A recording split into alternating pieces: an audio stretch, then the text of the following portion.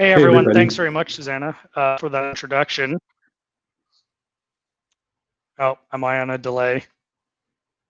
Yeah, but go ahead. Okay, I'm just going to kick it off to you quickly, Mark. So delighted to hear, as Susanna mentioned, I'm General Manager for Education at Microsoft and had the pleasure of working with Mark and his team for several years now, which has really evolved, as Susanna mentioned, over the past couple of months from those early days of, what does it take to implement this kind of technology in your institution? And, we were very curious and excited to work with Mark on the team on what did that mean for learners in terms of learning outcome, retention, and things like that.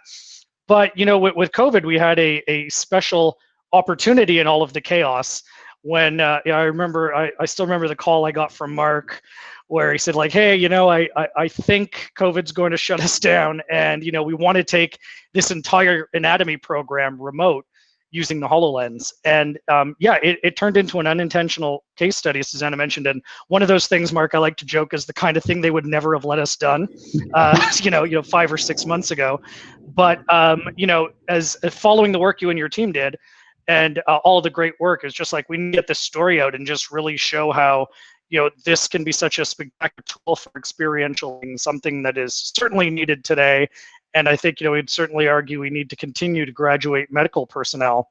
So without further ado, I'll turn it over to you to walk through some of the great work you and your team have done. Yeah, thanks, Dan. It's really been a great partnership that we've had over these years, and I'm really excited to be here at this wonderful festival to describe this recent experience that we've had. But I thought I would maybe start at the beginning because a lot of people probably have not heard this story. But if you go to the first slide, the next slide, our story actually started back in 2014 when I got a phone call that we were going to be building a new health education campus with Cleveland Clinic. And they said, we're not going to build a cadaver lab in there, that we're going to have to figure out how to teach medical students anatomy from a completely digital perspective. And 2019 seemed a long way away in 2014, but obviously it's here now. So if we can show the next slide, this is what the building looks like today. It's one of the most modern medical schools that you can find, but in the end, we did build this without a cadaver lab, and students learn their anatomy almost entirely digitally. So my team has been part of building something called the HoloAnatomy software suite, which is a whole package of the human body. It's got over 9,000 parts between a male and a female body. And those are actual med students standing around what their anatomy class looks like now. And this is what it looks like actually in the building, taken with my iPhone. You don't see the holograms anymore, but now you see this is about 50 students learning all at the same time, standing around virtual bodies. So this is what our students are used to. But before we got there, we had to prove that this would work. This is obviously a pretty big change in the way that we teach. So if we could go to the next slide, we've done about 16 trials with students at various stages. And we've gotten similar results to these shown here all the time. So if we, in this case, it was studying the musculoskeletal system, so the core of our bodies. We had students in the cadaver lab and students in the HoloLens lab, and you can see that they basically got the same scores. It didn't matter where they learned. But the important thing for us was that the students in the HoloLens lab actually learned about 60%, at about 60% of the time as the ones in the cadaver lab. So they were learning faster and getting the same level. More recently, we've done a trial which is similar in looking at the human breast anatomy. So this will be on the next slide.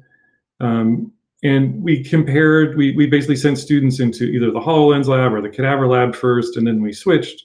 And when we did the comparison there, we saw that about the same results, that the students were learning at the same level in the cadaver lab and in the HoloLens lab. But the real interesting data here came when we followed them up eight months later, and we compared them to the rest of the class that had just seen the cadaver lab.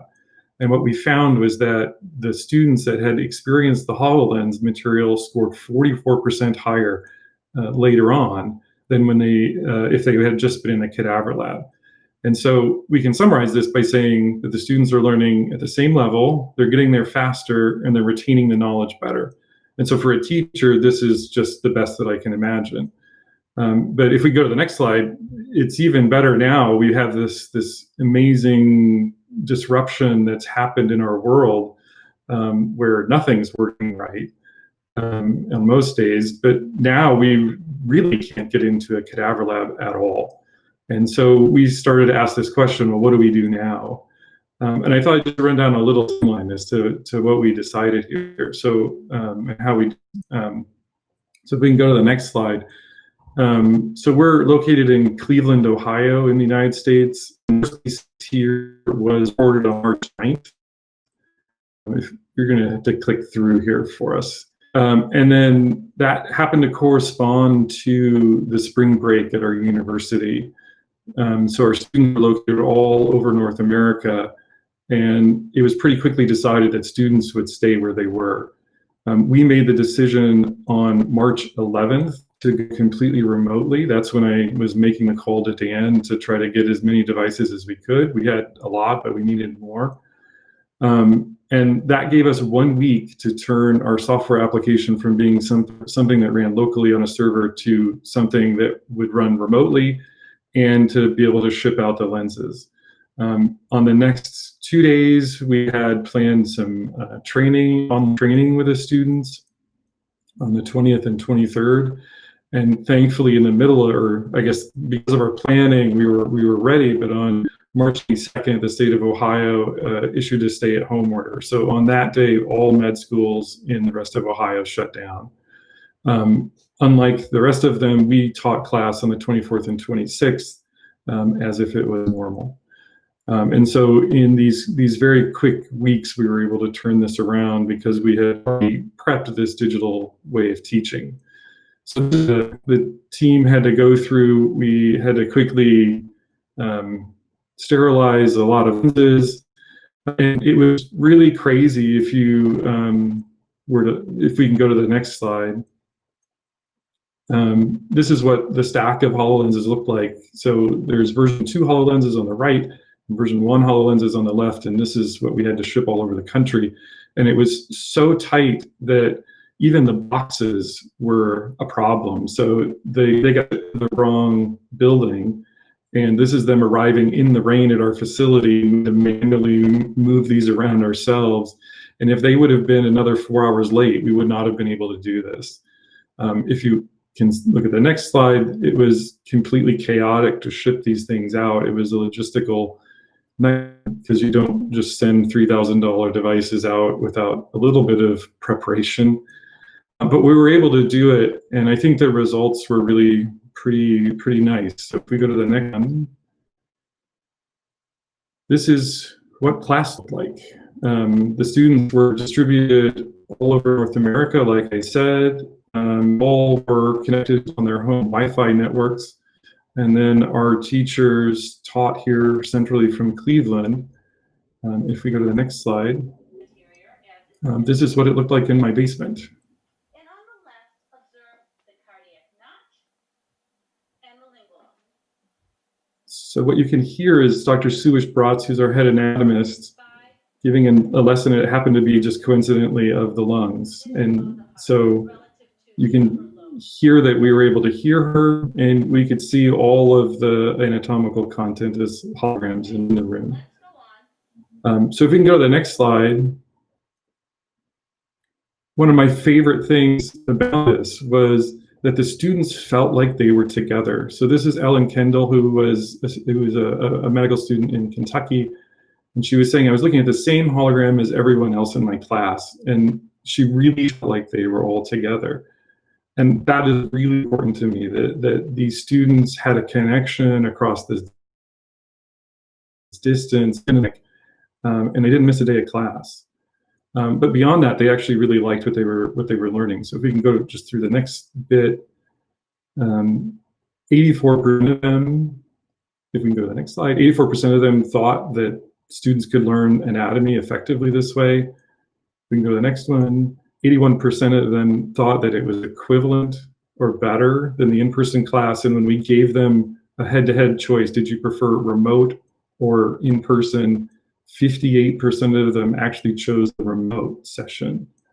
And a lot of it has to do with the fact they were able to study a little bit more on their own and they had more room. But to us, this is really just fantastic. And it really points to this being a positive way to teach out in the world. So just to sum this up, we believe that this is a way that we can teach, that this seemed to work during this pandemic. We said students didn't miss a day of class. And what I really want to start doing is start thinking about the global opportunities that this kind of technology represents. There's a lot of students across the planet who don't have access to a cadaver lab every day, or maybe they don't have access to a skilled faculty member every day.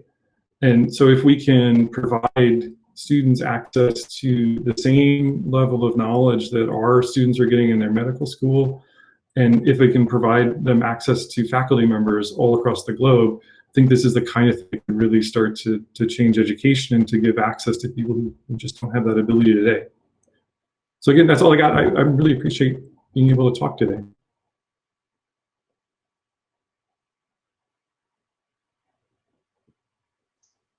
And Dan's on super day. Thanks, Mark. So I will just. Yeah, this is actually, I saw some new information, which was super exciting for me.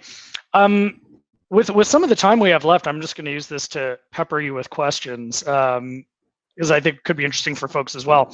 So with the coming year, you're probably in full planning for it right now. How are you thinking about remote learning and using mixed reality as part of that? Are you planning a continuation, and how do you go about the logistics with a class that you haven't necessarily started? Yeah, some of this is still in progress, I have to say. But we are going to be doing this still remote in the fall. We don't have the space, to be really blunt, to be able to spread students out that much. And you can imagine that a medical school curriculum is really tight. And we've made a decision that we're not going to be able to have space in the, extra space in the curriculum to do this, to just, have 10 different anatomy classes. So the idea right now is that we're going to be swapping lenses, probably two students to each lens, and we'll be doing that 1 week on, 1 week off. And we're changing around the schedule a little bit in terms of how our faculty teach. But we're doing this across every part of the medical school curriculum, not just the anatomy classes. We're having to figure out how do we do our clinical rotations, and we're looking at a VR solution there as well, to just try to give students that feeling early on of being in the hospital, even though we can't really get there right now. And so things are going to change, but I think that we're to a point now in the technology where I can feel confident that the students are going to learn at the same level. I think we're going to be all right.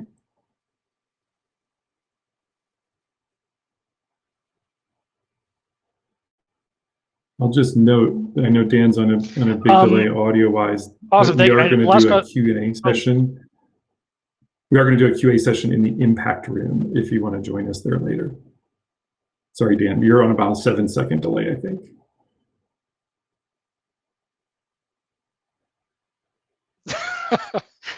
I've already good thing before we hop over to the impact room, Mark, what would you recommend to people who are looking to get started with their own programs, virtual reality, mixed reality programs for teaching? Like, if in three minutes or so we have left, what kind of guidance would you give?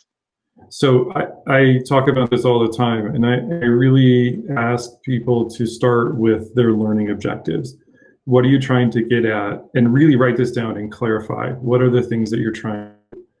And then we use a set of 3 questions that we learned from an amazing filmmaker, Eve Cohen. She asked 3 questions, and I'm crediting these to her, as we call them the Eve Cohen questions. Why you? Why now? Why this medium? And it's that third one that's really hard. We ask people to do a deep dive to really identify the right technology for what they're trying to do. You know, if you can do it on a phone, then you should do it on a phone.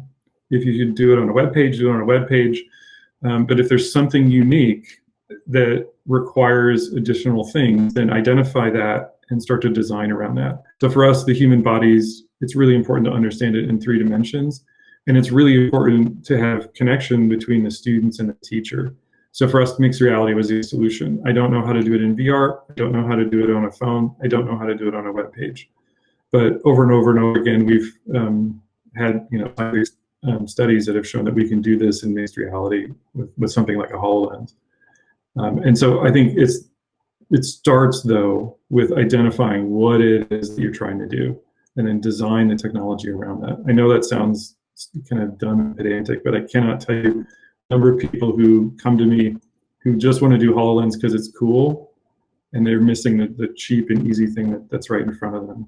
So I think just spend some time on that and then get the technology. Maybe the last thing is there's lots of people out there who are doing this kind of thing now. Find them and talk to them. I'm more than happy to help anybody who I can to do this kind of thing. And I know that may have just gotten 1,000 emails in my inbox, but I will do what I can to do that.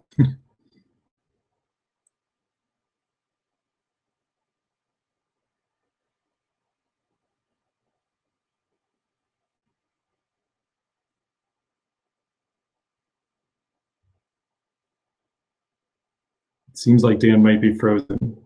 So I'm wondering if we should move on, or I could ask myself some questions.